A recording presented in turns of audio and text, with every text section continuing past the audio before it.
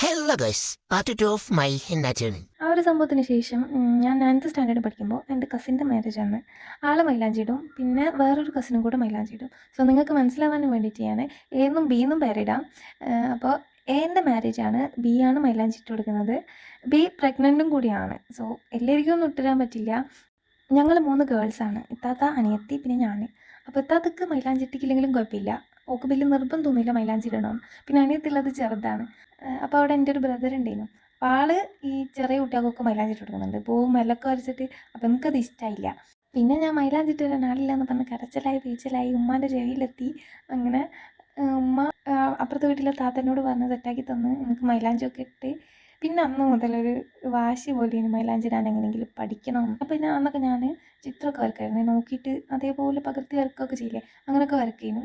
So ഇന്ന് ഇത്രേ ഉള്ളൂ. ബാക്കി അടുത്ത പാർട്ടിൽ മേ ബി ഇത് നല്ല ലാഗ് ആവുമെന്ന് തോന്നുന്നുണ്ട്. എന്നാലും ഞാൻ കുറച്ചും കൂടി ചുരുക്കിയിട്ട് പറഞ്ഞുതരാം.